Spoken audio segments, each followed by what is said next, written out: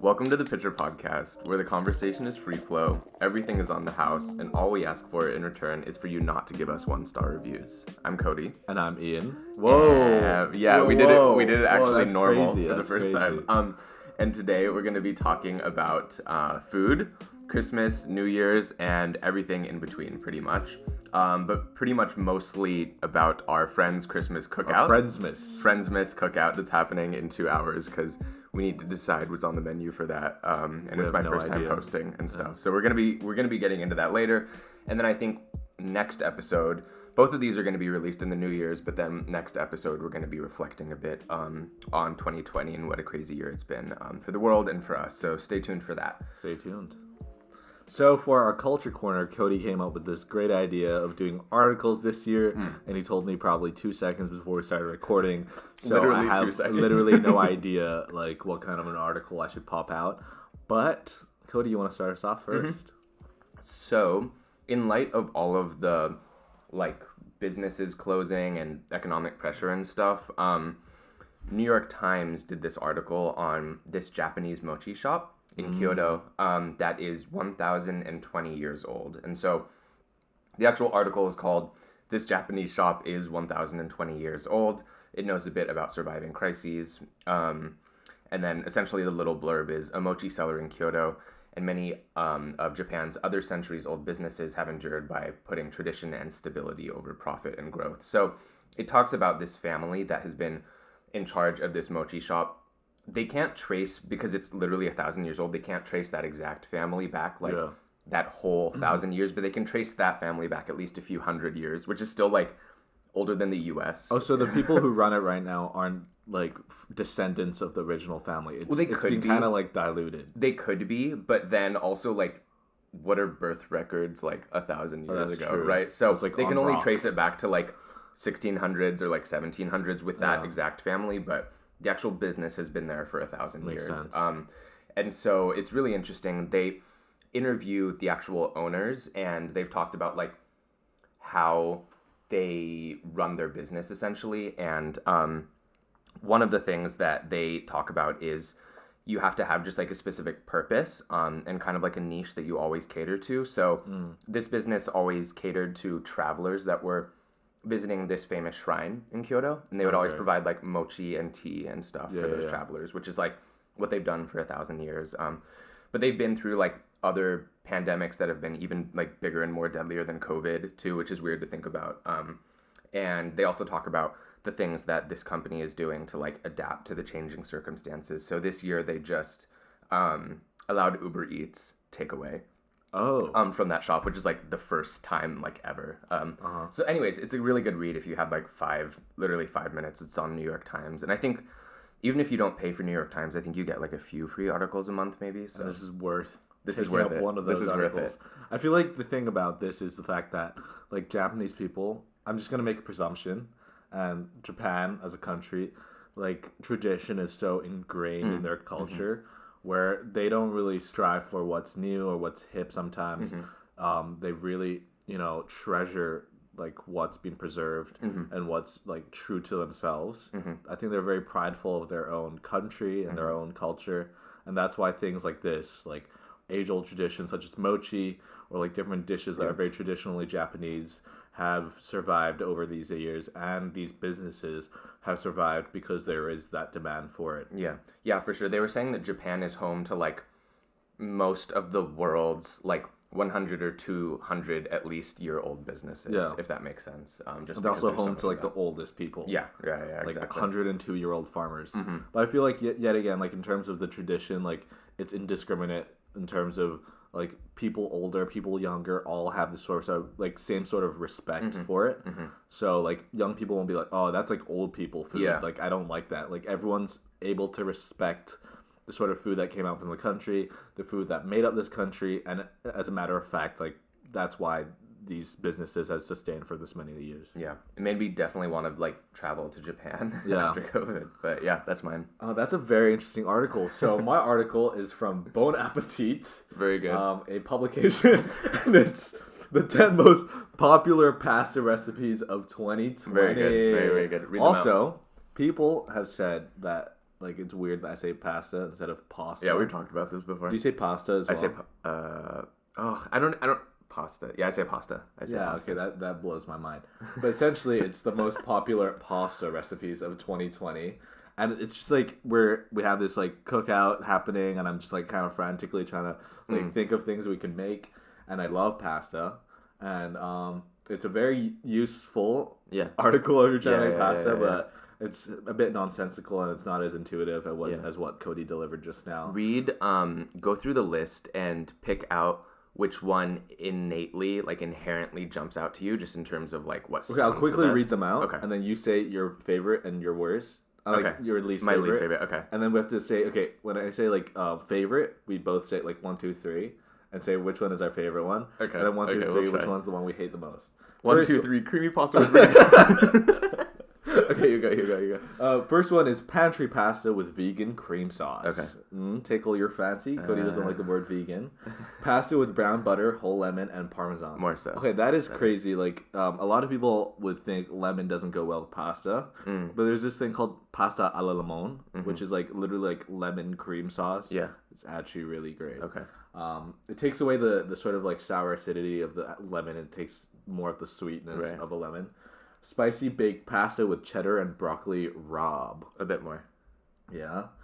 Springy ricotta gnocchi with peas and herbs. Not so really. much. Stovetop mushroom lasagna. Yes, that sounds really good. Creamy lemon zucchini pasta. A bit more. Vegetarian carbonara. Wait, are these all vegetarian? And maybe. Spaghetti al limone with asparagus. It's al limone, sorry. It's not alla. My bad. Sorry to the Italians out there. Ian is cancelled. Classic carbonara. Spiced lamb and dill yogurt that pasta. sounds really good. That sounds really good. That sounds really good. Okay, 1, 2, 3 favorite. Favorite. 1, 2, 3. Wait. Let me quickly scroll through them again. Don't look at where I'm scrolling. No, I'm not looking. You were looking. I'm probably just gonna say what Cody is thinking. Which I know for a fact that that's not going to happen because we're going to mess it up. Okay. And this is going to be so stupid. Okay. All right, favorite on 3. 1, 2, 3. Mushroom Yogurt and dill. lasagna. Oh, that was my second. My second. Least actually. favorite. Let's take a look. I already saw my least favorite because like I'm very like I like the traditional stuff. I definitely know it. 1, 2, 3. The vegetarian and herbs carbonara. That one didn't look great too, but this one. I don't really like gnocchi in general, and then just like having the main substance other than the pasta be peas, it doesn't super stand out to me. No, carbonara for me is such like you have to stick to the roots of carbonara. Like if you fuck it up, then I'm just not like I'm not happy about it, but I just don't like it. Yeah, that's fair. Fair enough. There was you've seen the whole trend of like people criticizing BBC Foods, like making like those BBC Foods cooking shows. Pretty much, it's for some reason it's mostly British like white cooking shows, but there are a few like American white cooking shows that it started with like Asian food, like Uncle Roger and stuff, like criticizing how people are making like egg fried rice, and like the most famous one is this woman who like cooks her rice in water and then like strains it out. It was just like it looked really bad. It was really bad. But then there have been also like so it started with like a lot of the Asian communities, but now there have been like Italian people criticizing Gordon Ramsay because he called it carbonara a la Cornwall. What? Which is a Cornwall UK take on carbonara. God. And it has like broccoli, peas in it, and just like it's really bad. So anyways. I think this is like he used to be this like amazing classically trained, not used to be, he still is like an amazing classically trained chef that is like world renowned, has like he was like the apprentice of this guy called like Marco Pierre White, which is like one of the like top chefs in the world. And then now, like, the fact that he's turned himself into, like, a bit of a celebrity chef, that kind of takes the piss out of, like, his reputation. Yeah. And then he comes up with stuff like this, like, carbonara a la, like, Cornwall. Like, Jesus Christ. Anyways, so... Also, everyone's like, oh, dude, Gordon Ramsay makes the best eggs. I'm not a fan of Gordon Ramsay's eggs. Like, he makes it very, like, wet. Oh, okay. Like, very intensely wet. And I'm just like, are you talking about in his cooking recipes or in his yeah, restaurants? yeah. Oh, okay. No, it's like he's famous for his like egg recipe where everyone's like, "Yo, Gordon Ramsay's Is it one eggs." egg recipe? No, it's like a scrambled egg, and then he basically mixes it so much that it's like like creamy, and it's not very like I don't know how to explain. Is that the one he made on Hot Ones? No. Okay. Oh, 'cause he maybe cooked scrambled eggs maybe, on Hot Ones. I Ones. didn't look too much at it. But okay, very interesting. Yeah. Why don't we jump into your warm up game? Okay, so for Christmas, I got a couple of presents courtesy of Juliette. She gave us this mic, obviously. Yeah. Hopefully the audio quality is much better than the iPhone. We're recording on an actual mic now. We'll give you guys a taste of a bit of ASMR. Like Ian will do. That's Very me good. breathing into the mic. Very good. All right, that's quite enough. That's quite enough. So there's another game that she gave us called Utter Nonsense. So essentially there's two sets of cards. There's one set, this is accents and impressions. The other one is phrases. So we pick out a phrase, and then we pick out an accent card, and we got to do the phrase in the accent that was on the card. I don't think it's really hard to explain, but Cody will start it off. Okay. The phrase that he will be saying is, oh my god, that is a pretty hard phrase to say just by itself. Too much toboggan gave me a throbbing noggin. Yeah. Do you know what a toboggan is? Toboggan's kind of like a sled, Yeah. sled, right? Mm-hmm. Okay, 1, 2, 3. Mime. Okay. Wait, how do you... Imagine us doing a mime on the podcast. Just dead silence for so 30 he's waving his arms. Okay, let's do a different next one. Caveman. Oh. Cody, channel your inner caveman. Ian and I played one warm-up game right before we recorded, and I got so hard. legitimately so nervous, like palm sweaty. Bee's knees, arms are heavy. It's not bee's knees. Wait, is it not? Weak knees. Well. Okay. Bee's knees. Okay. Oh, this is so embarrassing. Cody, it's fine. Okay. You're great. Okay, I need absolute silence for this, and I need you not to look at me. Okay.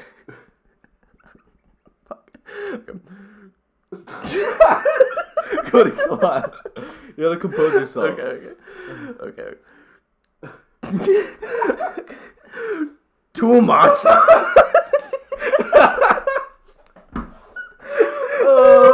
Okay. Too much toboggan gave me throbbing noggin. Oh my god. I don't want to laugh too loud into the mic, but that is actually really good. I'm dead. Okay. That was really good. Thank you. And we're done with this game. I'm moving on. And it's going to be only Cody doing Cody. Okay, my phrase is... You read it, Cody? Burritos are a dish best served cold. Very nice. And my accent is... Italian. Okay, this is kind of like, I don't want to be racist. This is going to be a very generic Italian accent. Yeah. Hey. Okay, wait, let me just practice my A's. Yeah, first. okay, Hey. very good. Burritos. It's like from New York. Hey, burritos. You could make it instead like a New York. Burritos are a dish best served cold. Very good. That was very, not bad. very good. That wasn't bad. We'll do one more. Okay, one more round. A quick round. Cody, your phrase is, I'm going to hold my breath until you admit I look good in this tutu. Okay. That is a very long Yeah, phrase. I might get tripped up. Cowboy. Okay. Come on, Cody. My Midwest, Clint Eastwood Midwest, vibes. Midwest. Okay. Come on, Cody, man. Oh, dear. Okay. I'm gonna hold my breath until you admit I look good in this tutu. That's really good. That's actually really good. Thank you. That's actually really good. Yours is, for the final one, by the power vested in me, I now pronounce you cookies and cream. Very nice. Okay, I don't want you to choose a celebrity. I really want... the card you just drew was essentially a celebrity of someone else's choice. Yeah, Someone there's could a pick judge who judges, whether or not your accent is good or whatever, and they get to choose a celebrity of their choice. I was going to do Matthew McConaughey, which is really hard, That's really hard. Yeah. That's impossible. Okay. Dude. You always gotta start with the dude. By the power invested Oh, that's in good. me, That's and really I good. pronounce you cookies and cream. That's very good. Thank you. Well, that is one round of utter nonsense with Cody and Ian. Yeah. We're not sponsored. My freshman year of high school, I did drama. We've talked about this a bit before, but it was literally giving me flashbacks to that right now, having to impersonate someone. Yeah. The worst was when you had to do play someone of like a different nationality or like age or something to you. It was just so embarrassing, because then you're just focusing on like trying to not sound like an absolute fool and not trying to offend someone in the same time. Also trying to like not be problematic. Well, when you first brought me the card game, like, and you said it was about like reading things in different accents, I'm like, this is gonna get so problematic so quickly. I don't think we should do this, because I thought it was like different like races or like different, but it's fun. It's fine. It's nice. No, totally. It's nice and fun. Totally. What was the one I got again before like our warm up one? Oh, that one's like really good. Oh, cry. That was a good one. That's a really good one. I think any of the statements that you have to say are funny if you have to do like a crying voice with them. I think Cody's a good actor because he had to like get in the mood. Oh, very good. He was cracking the hell up, but then he was like, okay, Cody, I was like, I need silence, and then I slapped myself in the face. And then I just look over, he took off his glasses, he's looking down, he's just like just gathering the tears like yeah. Why don't you read what's coming up next in your crying voice? Just read that in your crying voice. Okay. What's the next segment? Cody, what's embarrassing. Cody, what's the next also, segment? I'm the way that we like edit and release our podcasts are like, I will listen to our audio again and flag where we need to have something edited in, and then Ian will do the editing. So I'm the one who has to listen to our voices again after it, and it's gonna be so hard for me to make it through this actual episode. Okay, fine. We'll leave that for next episode. Okay, you do a crying one. No. Yeah. Okay. But not in a crying voice. Why don't we go to our weekly catch up? Very nice. You want to start us off, Cody? Because you've been itching to start us off.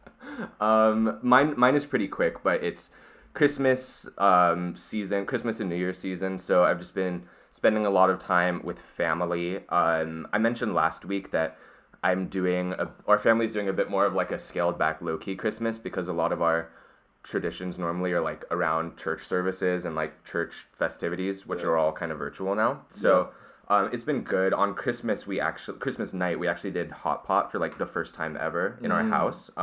We did shabu shabu, which was really yummy. Nice. So that was good. And then last Sunday we went and saw Christmas lights again around the city, but we actually also saw like a live proposal like happening right then, which is my first time happening. In right in front of K11, like on the waterfront in Hong Kong. Oh shit, I've seen someone propose there like last month as well. Oh really? It's like a really popular spot because you can see all of this Hong Kong city lights in the skyline, and at night it looks really nice, and it's like Christmas and everything too. Do you woo them on? Were you like, whoop, whoop? Well, yeah, because we saw this guy with this like heart-shaped lights and then a little board that said like "Marry Me," and so we're like, oh, like a proposal is definitely happening, but we want to know like when. And then I was like, oh, okay, it might be like a while. This is obviously like the guy's friend or something, and then he's gonna like take the person there and then propose. So right when we were like waiting, we saw it happen, and then there was a little crowd around them, but everyone was completely silent. Like no one was doing anything, and then everyone was just looking. Yeah, and then my dad was like, "Yeah," and like the loud American thing. Yeah, pretty much like that. And then people started clapping and stuff too. But he's like, this is going to be like a moment that they talk about forever. I'm not going to let it be like silent for them. That's so awesome. Good on your dad. That's why he's a pastor. He's a true leader of the people. A leader of the people. But yeah, that was I don't know if I've seen any proposals in person, but yeah, my voice broke. I didn't say anything. I didn't even look at you. You definitely did look at me. I was looking at the sky. But it was a fun experience, so that's my catch up. So was your Christmas as you expected? A bit overwhelming, underwhelming? It wasn't too overwhelming. Normally it's like a bit more hectic because we're running from place to place, like running from service to service, or we always have like a lot more functions to attend. But this year it was really, really low key, so it wasn't stressful at all. Why don't you talk about your weekly catch up and then talk about if it's as you expected or not? Yeah, I had yet again. I also had my Christmas festivities this year. As I explained probably in our previous episode, I like love pushing for Christmas. I love the whole like Christmas vibe and everything. And this year I think everything went to plan, almost like 95% to plan. Gave myself a lot of time to prep. Had Juliet over to prep as well, which was really nice, and it was just like a nice big family bonding moment. But the one thing that I was not a big fan of was like the morning of like Christmas morning, or was it the day before? I started getting these really bad like stomach aches and cramps. And essentially I was just like eating too much. So on Christmas Eve, okay, first thing, Christmas Eve, I always refer to Christmas Eve as the night before Christmas. Yeah. But a lot of people refer to Christmas Eve as the entire 24th. Right. Yeah, makes sense. Do you do like... in my mind, I think of it as the night. Just the night, before. right? Yeah, exactly. But okay, if we're going to talk about like Christmas Eve as the day, starting like Christmas Eve morning, I started getting these really bad cramps because I've just been eating too much. The night before, I cooked and then had too much food. And in the morning... like, I had avocados, and my brain suddenly said, like, yeah, I can do 2 pieces of toast. I had 2 pieces of toast and a bowl of oats. Yeah, that's a lot. Just that's imagine all the carbs. Yeah. And it was just sitting there, and I was just, like, really full. And then it was, like, Christmas Eve, so, like, I have to go out for, like, a nice brunch or whatever. So we went for brunch, and then I had, like, this massive brunch after breakfast, like, probably 2 hours after that big-ass breakfast. I had, like, they had, like, tater tots. They had, like, chicken and waffles, and then finishes off with, like, chocolate chip cookie with, like, milk. And then I was just, like, stuffed to hell. And then after that, we went to, like, a family friend's place and had this massive meal. And I think it's just, like, eating not just, like, a lot of food, but the amalgamation of, like, different foods, like, the oils and everything. For people who don't know me, like, I have a really sensitive stomach. I can't take a lot of, like a lot of oil or a lot of heavy flavors, or else that makes me want to go poo-poo. And essentially just all of that, I think that's why, but like all of that just like didn't sit well, and I feel very like congested and everything. And then Christmas Day morning, like I just didn't feel so good, but then I ended up eating a lot on Christmas Day, like on the night of Christmas Day. And then I just never felt 100% until like maybe like yesterday. Now I'm still like figuring my way around, but I feel like I'm much better. Like really ready to eat a lot and like get like wasted. And I'm joking. Would not do that. That's very irresponsible. Why would you even drink? That's not what you told me when you walked into my house. Oh, shut up, Cody. Cody's like, oh, I'm just like in a bit of a day drinking mood and time to get wasted during the day. But apart from that, I think it wasn't overwhelming. It wasn't underwhelming. I think it was just right. Brought in the holiday cheer. Was just a good time with a lot of good food, and overall I really enjoyed this Christmas. But it could do with a bit of like colder weather. I feel like the lack of cold weather just didn't hone in that Christmas spirit. And also this year there aren't as many lights out. Literally last week's episode, we talked about how it was getting colder and we were so happy. But then like 2 days before Christmas, or maybe even like the day before Christmas, it got like proper like hot. Like I was sweating yesterday. Okay, it doesn't sound like too much, but right now it's 22 degrees Celsius. It's super sunny outside. And it feels like even more than 22. Yeah, it's like 72 Fahrenheit, but then it's also just very humid too, so the heat gets trapped, right? It's not like a dry heat. So we had our first, Australian Christmas. We literally talked about that last week on the too. Bobby. So I'm hoping that it gets colder. At least like Chinese New Year, if it was this temperature, that would be awful. Like I normally associate Chinese, because it's normally like coldest in like early February in Hong Kong, and so if it's not like proper cold in Hong Kong by then, I'll just be quite disappointed. And also yesterday I went on a hike with a family with the family, and then we went to this place in Yunlong, which is like kind of not countryside but pretty far away from the main city, and it was so packed.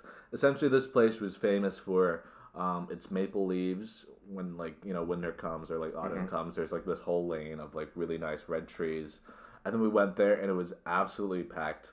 It was impossible to park. We parked like miles away from the starting point of the hike, so it's like 2 hikes essentially. Hike to the starting point and then hike all the way up to wherever we went. Where we went was this like viewing point where you can see like a bunch of nice little islands. And it was a nice hike, but then there was just so many people. It was jam packed. I think like because everything's kind of closed, everyone doesn't want to like be in like really packed areas. So everyone thinks like, oh, if we go out to like a hike or whatever, it should be fine. But everyone has that same idea, and then it's just jammed. So, like it's like I'm in the middle of like Causeway Bay during prime time. And for people who aren't in Hong Kong, that's like being in like Times Square, it's just some really business. Like for people in the UK, it's like Oxford Circus. Oxford Circus. Is that similar to Piccadilly Circus? Yeah, it's very close. So it's just like a lot of people, which you wouldn't expect when you're going like out in nature. And then you just see people wearing these like outrageous outfits. Like they would wear like a dress and like high heels. Oh yeah. And they're obviously there to take photos with like the red leaves and everything. But I'm like, come on. Yeah. It's like still a hike. Yeah. Dress appropriately. Like you're gonna hate it. Yeah. If you're gonna wear something like that. Like what that makes me think of is those crazy wedding like photo shoots and stuff where they do it in like the top of this huge peak in Hong Kong, but they have to hike up there and like a suit or a tux or like change into it at the top. Pretty ridiculous. Anyways, like again, 20 minutes into our episode, why don't we jump into our main topic right now? And just quickly before we get into our main topic, in the past few weeks, it's been like the Spotify Wrapped 2020 season. So a few people posted us as like their most listened to podcasts. So we just wanted to give them a shout out because we reposted them on our Instagram, which is @PitcherPod. So go ahead. Give us a follow, please. And so these are only people who posted it. So if it's like Spotify Wrapped is still there. So if you want another shout out in the next few episodes, just like put it on there. Or if you're a bit camera shy, then just send us a photo of your Spotify Wrapped and we'll give you a shout out. But even if you don't send it like any of these Wrapped to us, we thank you all for listening to our podcast this entire year. Yeah, definitely. We are so grateful. We are so grateful. Yeah, we're just a bit grateful. No, we're super grateful. Yeah. So I wrote out these names. Why don't we just go in? I'll go first. You go second. Okay. And then so Rooksy, Ryan, Lauren, Ira, Sanjay, Cody's mom. Yes, my mom. Love you, mom. Love you. Tread lightly. Love you, Cody's mom. Oops, sorry. But yeah, thank you again to everyone. And yeah. So today we're gonna talk a bit about food. We're gonna talk a bit about hosting this party today. Cody, it's your first time hosting some sort of a party. What are your, anxieties behind it? Yeah. Obviously, anxiety is a very heavy word. Yeah. What are you nervous about when it comes to hosting, or are you very carefree? Yeah. Or are you laissez-faire? Laissez-faire, very good. Say that in a caveman. What? No, don't. Laissez-faire. Okay, that's really hard. That's really hard. Very good. But I wrote down on our notes that I was just a bit nervous about hosting because I feel like this year has been a lot about like transitioning to adulthood. I feel like you've experienced that already a bit because UK life is just like UK student life is a lot more independent than US student life. Okay. Because US like it's still very popular to have like a meal plan or like live on campus, which just like isn't the norm for everyone in the UK. So I feel like this is about me transitioning to adulthood, and part of that is like actually having people over and like entertaining rather than just like going to 7-Eleven and then like getting dinner, in the city, at a restaurant or something. So there's like a certain amount of responsibility that comes with that. And so I'm also just very like a naturally very anxious or like neurotic person who just like gets in my head a lot. So I'm just feeling a bit nervous about hosting and everything. But luckily, another thing that I don't do well is cooking. I just like haven't had to experience cooking because I've been so spoiled at uni with like a meal plan always. And so a bit nervous about the cooking aspect, but luckily Ian's here, so he knows a lot more about cooking than I do. So we're going to make 6 pots of instant noodles. A 12-course meal. Some Spam and raw bacon. I would be so happy with Spam, actually. But, not, yeah. Anyway. It doesn't sound like the worst meal, but it's like... Except the raw bacon. The raw bacon sounds pretty bad. But like this idea of hosting, do you find yourself as a person who like maybe it takes you like one time like after today for you to realize, but do you think that's something that you like doing? Is that something you think that fits your personality type? I think so. I like just having people. Yeah, I would say like I like the prospect of entertaining and hosting people.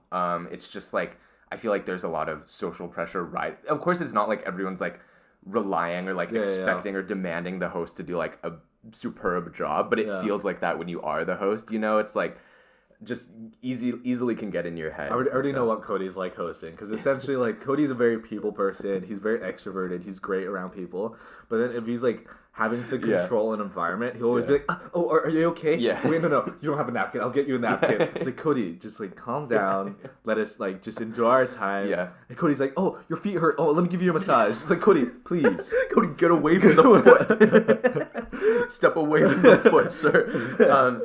But yeah, my parents are doing a little staycation right now, so that's why they allowed me to use the house for a little Christmas cookout. That's going to be very responsible with our consumption. But my mom was like, have fun. She was telling me where everything is around the kitchen, and then she's like, you're gonna be stressed and anxious and moody, but you'll have fun. And I'm like, great, thanks, Mom. You're gonna die, like, but I'm like, fine. I'm like, yeah, that's probably true. I'll probably get a bit stressed and anxious, but yeah. What about you? I know that for you, like hosting and entertaining and cooking is something that you like do very, very naturally. Where do you think that's always been the case? Like even in high school, before you had, like. Before we were less than grown-ups, you knew you wanted to, or is that something you grew into at uni? I think I just like social situations a lot of the times, but I feel like I like it when I know people, in a sense. Like, when it's with a bunch of like random strangers or like a mix, I always feel like a bit out of touch. Like I'm trying to host, but at the same time I'm also trying to socialize. But then it's like, oh, like I'm not able to do that because I'm kind of hosting at the same time. And then it's this whole thing where, yet again, like I feel like for everyone, it's not just you. Like you get in your head, and you're like, oh, is everyone enjoying themselves? Or like, am I doing okay? Oh, someone looks kind of bored. And then you have this like whole thing where you just like go in a rut. Yeah. But I think I have like that sort of mentality, especially when I go like cooking. Yeah. Especially when it's for people, I always go on this cycle like, oh shit, I fucked up. Like, oh, it's not as good. It could be better. And then like when I'm tasting my food, I'm like, oh, like. I know I should have done blah, blah, blah. It's not perfect. Like, I'm a bit of a perfectionist. No, I'm not. That's my greatest weakness. That's my weakness. But, like, it's just, like, that thing about having to, or, like, wanting to please people that, like, I don't enjoy too much about the hosting aspect. But, like, once I, allow myself to relax and then, like, not think of, the outside noise when it comes to hosting or having people over or cooking, which is something that I really enjoy myself, and try to take, like, a more therapeutic approach to cooking, and then, like, just enjoying being in the kitchen, like, mixing stuff, cooking, and instead of, like, oh, would people enjoy it, be like, oh, I've made something, hopefully they'll enjoy it. If they don't, then whatever, you know? Be more, as I said, laissez-faire about it, as opposed to just, like, overthink it. Because, like, once you cook something, you're not going to put it back in the pan and redo it. Where, like, you're not going to just cook it something else. Just, like, you've done your best and just enjoy. Like, I feel like the whole thing about hosting is not about micromanaging, but it's all about leadership, It's all about leadership, just, like, gathering people and, yet again, not micromanaging, but just, like, being a person that just, like, manages but not micromanages. I don't know how to really put it into words. For sure. I totally feel that. And like one of the things that I always like have to remind myself, it's like I've never been to a potluck or like a friend's house or a family friend dinner and had a dish that was like so bad that I couldn't eat it. Even if I don't prefer it, chances are it's still like pretty good, It's like at least palatable. And I've like even less than that, like if I can't remember ever like disliking a dish enough that I didn't leave it on my plate. Like I literally didn't finish it. And even if that ever happened, like I would never like be annoying about it. You know what I mean? Like people would never be like rude about a dish just or something. Holding your plate in front of the person to make it, and you're just like picking at your food. But when you're cooking it, it feels like everything is riding on this like dish, to like maintain how happy everyone is at the party. But sometimes when you go to a potluck and you see that rogue potato salad, I'm just like, maybe I'm just not going to touch that tonight. Yeah. No, for sure. And like, if people don't really like a food, like they'll kind of avoid it. And so it's like, it's again, one of those things that is like very easy to get in your mind. And like for at least me, especially because I overthink things a ton, for me to like overthink. But yeah, it definitely is like one of those adjustments to adulthood. And then just thinking through like, how normal it is for the two of us to have like family dinners with other like extended families or family friend dinners. Like, I don't know how adults do it. It's like, again, like another one of those things where like as a kid, you don't realize all the stuff that your parents are like having to think about and manage. Like they have their own job and like career progression to like worry about. They also have their own like social circles and stuff to like manage and everything. They also have like their parents, sometimes to look after, like extended family members to like look after, but then they also have like you, like they're responsible for like a life, and like running a household and stuff. And for us, like I don't know, I guess it's one of those things that you just like grow grow with, like grow with experience with as you age or whatever. But yeah. I think another really important thing about hosting and that kind of stuff is like managing expectations, not people's expectations, but your own expectations. I feel like a lot of the times I'm over ambitious with what I want to do, and after the fact, when I'm like all stressed out, I realize like maybe I should have done that. Like I should have planned it better. I shouldn't be overly ambitious with things because I know like I should know my capabilities, and I'm not asking yourself to like stay within those boundaries, but somewhat be realistic with what you're trying to produce and managing expectations. Yeah, for sure. Because a lot of what we see, or at least with me, what I see about like romanticized views of like potlucks or like friends dinners and stuff are like in movies, you know, and there's like very communal, like these very communal movies, so like Goodfellas or something, or like The Sopranos, where everyone's just like helping out, everyone's like joking, laughing. That in a New York accent. No. I'd rather do that crying. But it's also like you have to remember, it's like, at least for me, like it's television, you know, they're not showing like people stressing out and like freaking out about this stuff, or like being worried that no one's gonna like their food. Everyone's just like when picture it all perfect. Like works and like your idea and your vision works and people enjoy it, the sort of like high and the ecstasy you get out of like people complimenting you and stuff is just something better you than can't any buy. drug. Better than any drugs. Don't do drugs, kids. Just make pasta. Yeah, very good. Because like very good. I think last Christmas or 2 Christmases ago, or is this New Year's? I don't remember. I made homemade tagliatelle with like a ragu. So I was just, like, that time I was able to like prep really well, and it's something that's like pretty easy to pre-make. So like the sauce, the ragu, I would like make like 5 hours in advance, let it slowly cook, and then when I got to like my family friend's place, then I'll start rolling out the pasta and then like churning it out and then putting it into, you know, shapes and stuff. And then it turned out the way I liked it to, and like just realized like I'm very, you know, I love seeing the fruits of my own labor. I'm very easily stimulated by that, and that's like my own personal measure of success in a certain way, like being able to see the actual product of like what I've done and what I've labored over. And I think that's partially why I love cooking so much, and this idea of hosting as well. Like you can you put work into it, you put your like blood, sweat, and tears, and you can see whether or not it turns out well. And I guess that's how I kind of measure like success in my eyes. But we're not going to talk about success because that's a really big topic. I think that like I've been thinking a lot about this recently too, and it's not just related to like the specific topic of cooking and hosting and entertaining, but just in general, like whenever you have something that goes very well in your eyes, like as you had initially planned it to, like that feels so good, and like you get such a like ecstasy from that. But then like I think you also have to remember that like there are going to be times where you can insert like whatever situation or like whatever topic that like, you know, you tried really hard and you put in a lot of effort, but just like something didn't click, or like it just wasn't there and it didn't turn out as you wanted. And you also just have to like learn to like run with those as well, and then also realize that roll like with the punches without those like awkward moments. So like for example, I was thinking about like one networking lunch that I had at work. This is back before the fourth wave, but I was just like really prepping for it and like had written out a bunch of questions to ask, and like done a lot of research into this person. And like even though I had done a lot of prep work, it just like something socially didn't click, and it was like a bit of an awkward lunch at times too, and there was like a bit of awkward like silences, and you know, just it just like wasn't a great feeling.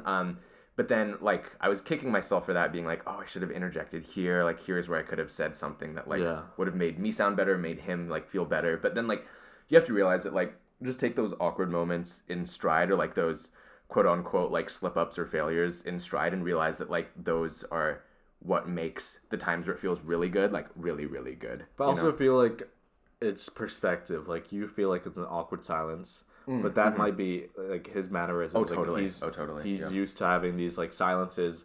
He's not like always talking. Whereas we like feel like that's what we have to do to maintain that social contact. Yeah, totally. It's like the this is another drama thing too, but like whenever something goes wrong in one of our performances or something, you're like kicking yourself about it, but like chances are the audience didn't even notice because you knew knew that was like part of it. Yeah, exactly. So yeah, that's a good thing to keep in mind as well. Okay, tying it back to food. You said you're not big of a cook, or you don't cook a lot. But is there like a go-to thing that you would be able to cook, or something like? Okay, what are you comfortable with? Like, what am I comfortable with? Yeah.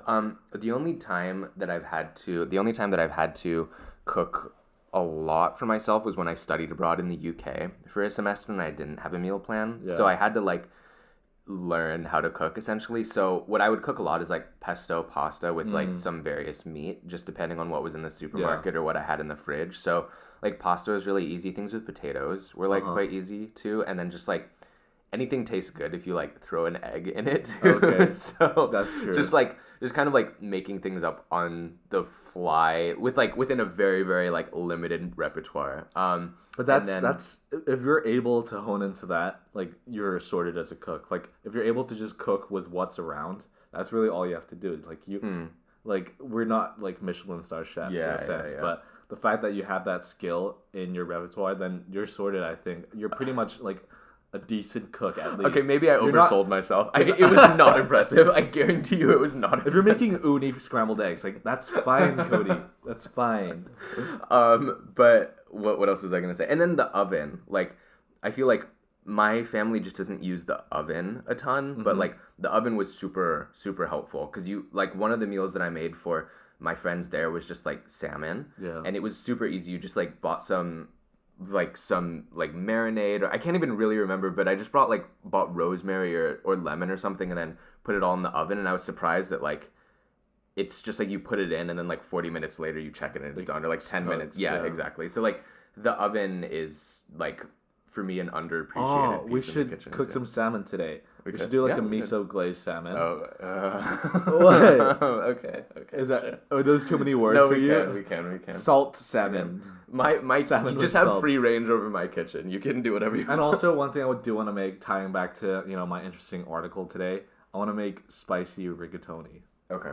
Yeah, I think that's a good solid like choice for like a large group of people. Was that in the 10 most? No. Oh, okay. Yeah, let's do that. This will be like a very educational experience for me. Yeah. We'll update you next week about how it went. If Ian and I are still friends after that. do you feel like, okay, food for you though, like although you say you're not as good at like cooking and stuff, do you feel like it's something that you want to push for? Is that something important in your life, or like do you think it's like it's not like the most substantial thing as opposed to other stuff? Yeah, that's a good question. I think that I thought about that too because in I also realized that in 3 months I'm moving to New York too. Yeah, like it's a lot, like 90 days. Like that's. I mean, you don't have to. Like that's crazy. That's so soon. How many hours? 2,100 hours. And 60 hours. And 60 hours. That was all mental math, right? Yeah. You didn't hear any keys typing. But I think that like for me, I don't think that food is ever going to be something that like I would spend like my spare time reading about recipes or like trying in my spare time. Like I appreciate good food, but then I also just like also really appreciate like going to restaurants with friends and like not having to like do all of the prep work and cleanup work like by myself. But I also have some friends that like for fun. Like I think you're kind of like this. To each their own though. I think this is very. Like one of my roommates in college as well was very into cooking, so like I would find him like for his like free time like reading up on recipes and stuff, and like maybe like halfway there like that, but like 50%. I feel like it's very like individualistic. Like you see people reading for fun, a lot of people don't like reading for fun. It's that kind of thing. Like it's apples to oranges, Yeah. Anyways, we'll update you guys all next week about how it goes and everything. Hopefully it won't be quite the shit fest. I think it'll be fine. It'll literally be fine. I think it's all about batch cooking and just doing it in a way that like we're not overly consumed by the cooking. Yeah. For sure. But we have to manage, some people's expectations, and hopefully they'll enjoy our food. Yeah. That isn't, outside food. Again, tread lightly. We're not going to talk about our guest list. We're not going to talk about our guest list today. But yeah. Anyways, thank you guys so much for 2020. We're going to be reflecting on 2020 more next episode, so we'll probably be like a bit more thankful then too. But thank you all so much. Thank you all so much. I guess we're going to end it there. I think I would be able to go on for hours when it comes to talking about food and all that kind of stuff. But we'll keep it nice and short today. Thanks for listening to another episode. Follow us on Instagram at PitcherPod. Rate and review us on Apple Podcasts. We're going to be giving shout-outs to everyone who rates and reviews us on Apple Podcasts. And in a caveman voice. Subscribe and check us out on YouTube, Spotify. Okay, that sounds like a racist Chinese accent. Okay, Ian is Chinese, and that was him doing the Okay, thank God no one really listens to this part. Or wherever you listen to podcasts. We'll grab a picture with you guys soon. Bye. Bye-bye. Bye-bye.